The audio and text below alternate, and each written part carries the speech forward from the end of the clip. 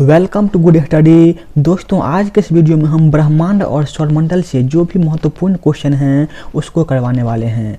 यदि आप इसी तरह के डेली वीडियो चाहते हैं तो इस यूट्यूब चैनल गुड स्टडी को जरूर सब्सक्राइब कर लें। तो चलिए शुरू करते हैं। फर्स्ट क्वेश्चन दे रखा है दोस्तों, पृथ्वी के सबसे निकट कौन सा तारा है? पृथ्वी के सबसे निकट कौन सा तारा है? तो राइट आंसर हो जाएगा इसका ऑप्शन नंबर सी, सूर्य। सूर्य एक तारा है जो पृथ्वी के सबसे निकट है। चलते हैं अगले क्वेश्चन पे दोस्तों। नेक्स्ट क्वेश्चन, ब्रह्मांड में सबसे प्रचुर तत्व कौन सा है? ब्रह्मांड में सबसे प्रचुर तत्व कौन सा है? तो राइट आंसर हो जाएगा इसका ऑप्शन नंबर डी होगा दोस्तों, हाइड्रोजन। ब्रह्मांड में सबसे प्रचुर तत्व हाइड्रोजन है। यदि आपसे ये पूछा जाए कि सूर्य में सबसे ज़्यादा मात्रा में क्या है, तो सूर्य में सबसे ज़्यादा मात्रा में हाइड्रोजन है। क्या है दोस्तों? हाइड्रोजन है। चलते हैं अगले क्वेश्चन पे। नेक्स्ट क्वेश्चन दे रखा है, आकाशगंगा मंदाकिनी को सबसे पहले किसने देखा था?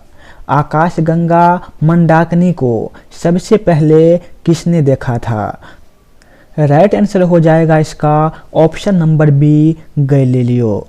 आकाशगंगा मंदाकिनी को सबसे पहले गैलीलियो ने देखा था। किसने देखा था? गैलीलियो ने देखा था। नेक्स्ट क्वेश्चन, ज्योग्राफी शब्द किसने निर्मित किया था? ज्योग्राफी शब्द किसने निर्मित किया था? राइट आंसर हो जाएगा दोस्तों option number C, Eratosthenes. Geography शब्द इरेटोस्थनीज ने निर्मित किया था। अगला क्वेश्चन कर लेते हैं, पृथ्वी की परिधि कितनी है? पृथ्वी की परिधि कितनी है? राइट आंसर हो जाएगा दोस्तों ऑप्शन नंबर बी, 40,075 किलोमीटर। पृथ्वी की परिधि कितनी है? 40,075 किलोमीटर।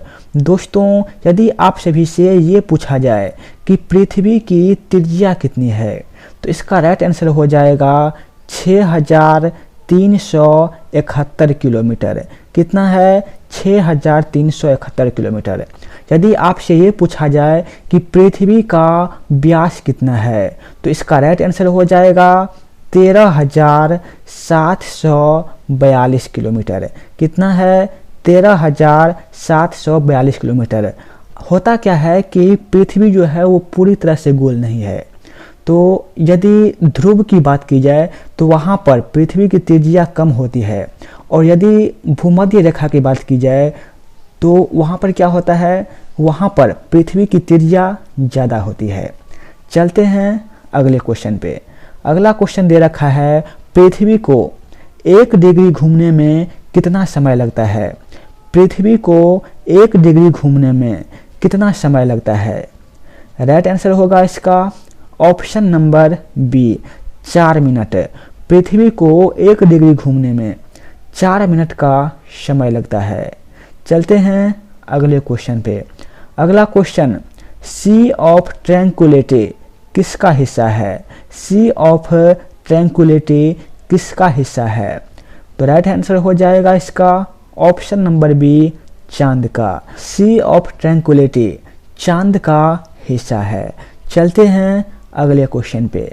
अगला क्वेश्चन है दोस्तों, सबसे पहले किसने खोजा कि पृथ्वी सूर्य के चक्कर लगाती है?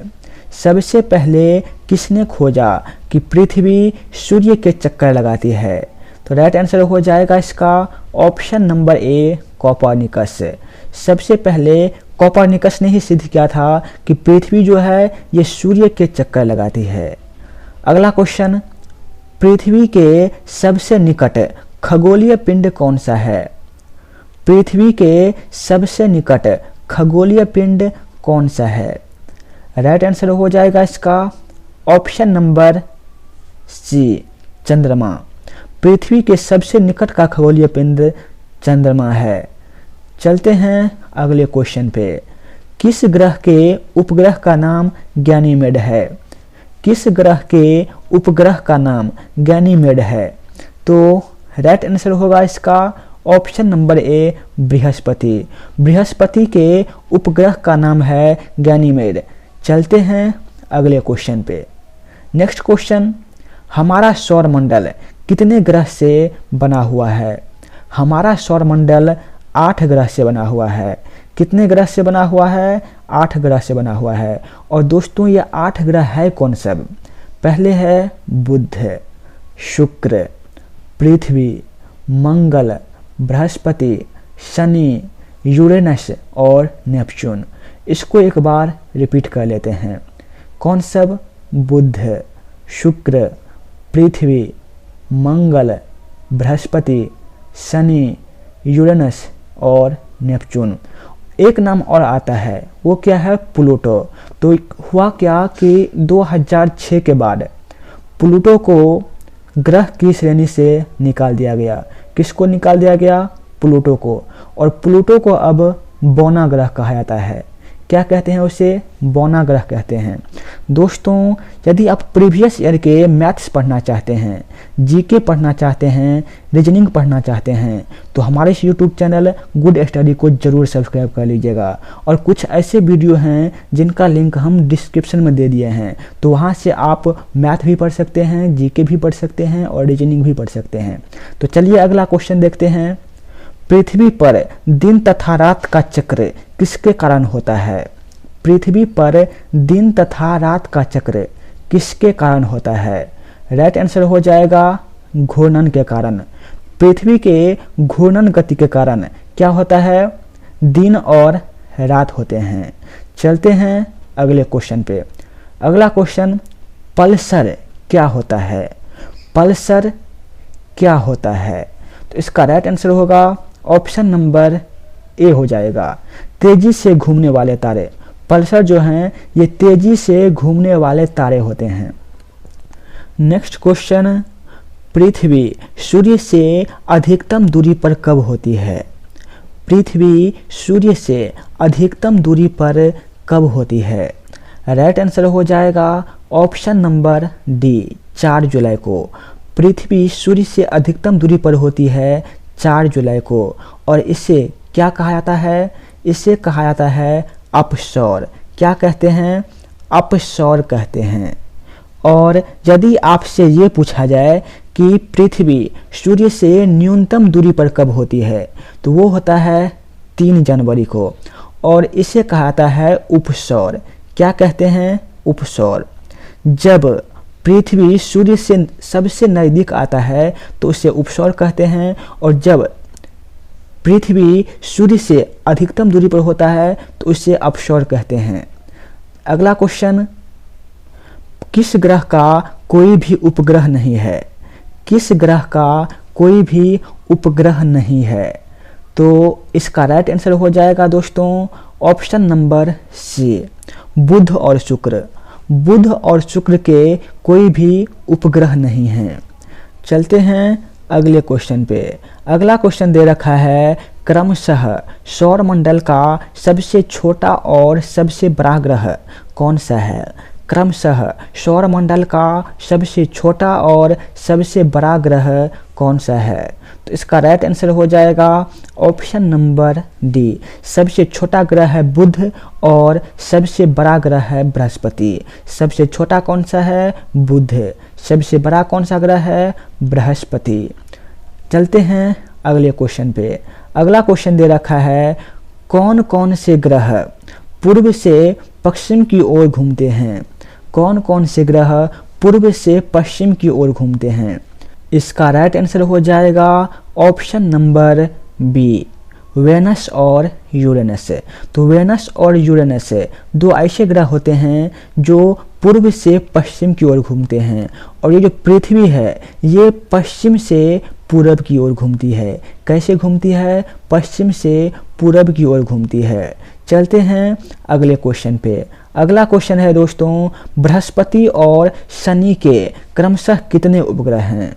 बृहस्पति और शनि के क्रमशः कितने उपग्रह हैं? तो इसका राइट आंसर हो जाएगा ऑप्शन नंबर बी, बृहस्पति के 79 उपग्रह और शनि के 82 उपग्रह हैं। चलते हैं अगले क्वेश्चन पे। अगला क्वेश्चन दे रखा है, किस ग्रह को बौना ग्रह कहा जाता है? किस ग्रह को बौना ग्रह कहा जाता है? इसका राइट आंसर हो जाएगा option number C, Pluto. Pluto को बौना ग्रह कहा जाता है। नेक्स्ट क्वेश्चन, सौरमंडल का सबसे चमकीला ग्रह कौन सा है? सौरमंडल का सबसे चमकीला ग्रह कौन सा है? राइट आंसर हो जाएगा इसका ऑप्शन नंबर बी, शुक्र ग्रह। शुक्र ग्रह जो है ये सौरमंडल का सबसे चमकीला ग्रह है। दोस्तों, यदि आपसे ये पूछा जाए कि पृथ्वी का जुड़वा बहन किसे कहा जाता है, तो इसका राइट आंसर हो जाएगा शुक्र। शुक्र को ही पृथ्वी का जुड़वा बहन कहा जाता है। अगला क्वेश्चन, सूर्य का सतह का तापमान कितना होता है? सूर्य का सतह का तापमान कितना होता है? राइट आंसर हो जाएगा इसका option number A, 6000 degree Celsius. सूर्य के सतह का तापमान होता है 6000 डिग्री सेल्सियस। यदि आपसे ये पूछा जाए कि सूर्य के केंद्र का तापमान कितना होता है, तो सूर्य के केंद्र का तापमान होता है 15 मिलियन डिग्री सेल्सियस। कितना होता है दोस्तों? 15 मिलियन डिग्री सेल्सियस। चलते हैं अगले क्वेश्चन पे। अगला क्वेश्चन, सूर्य के बाह्यतम परत को क्या कहते हैं? सूर्य के बाह्यतम परत को क्या कहते हैं? तो इसका राइट आंसर हो जाएगा ऑप्शन नंबर सी, कोरोना। सूर्य के बाह्यतम परत को कोरोना कहा जाता है और इसे ही किरीट भी कहा जाता है। सूर्य के धरातल के ऊपर वाले मंडल को 3 भाग में बांटा गया है। सूर्य के धरातल के ऊपर वाले मंडल को 3 भाग में बांटा गया है और ये मंडल कौन सब हैं?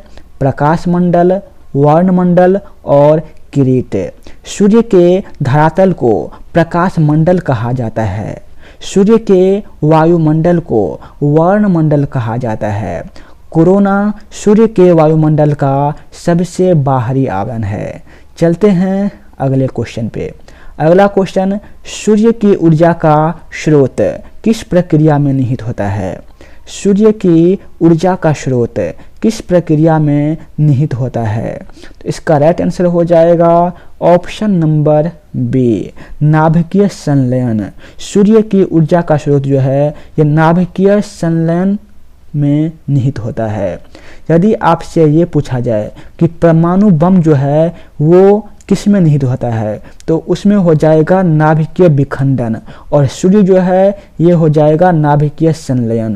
तो इसका राइट आंसर होगा ऑप्शन नंबर बी। अगला क्वेश्चन है दोस्तों, चंद्रमा का प्रकाश पृथ्वी तक आने में कितना समय लगता है? चंद्रमा का प्रकाश पृथ्वी तक आने में कितना समय लगता है? तो इसका राइट आंसर हो जाएगा ऑप्शन नंबर सी, 1.3 सेकेंड। चंद्रमा के प्रकाश को पृथ्वी तक आने में 1.3 सेकेंड लगता है। यदि आप सभी से ये पूछा जाए कि सूर्य का प्रकाश पृथ्वी तक आने में कितना समय लगता है, तो इसका राइट आंसर हो जाएगा 500 सेकेंड लगभग। कितना लगता है? लगभग 500 सेकेंड। नहीं तो आप ये भी कह सकते हैं कि लगभग 8 मिनट 20 सेकेंड। चलते हैं अगले क्वेश्चन पे। दोस्तों, यदि आपने अभी तक वीडियो को लाइक नहीं किया है तो एक लाइक ज़रूर कर दीजिएगा। इस तरह के डेली वीडियो आते रहते हैं, तो जो चैनल पर नए हैं चैनल सब्सक्राइब ज़रूर कर लीजिएगा। अगला क्वेश्चन, सुपरनोवा क्या है? सुपरनोवा क्या है? इसका राइट आंसर हो जाएगा सुपरनोवा एक विस्फोटी तारा है। क्या है? एक विस्फोटी तारा। दोस्तों, आप सभी को कमेंट बॉक्स में ये बताना है कि लाल ग्रह किसे कहा जाता है? लाल ग्रह किसे कहा जाता है? आज का सेशन हम यहीं पर समाप्त करते हैं। जय हिंद दोस्तों।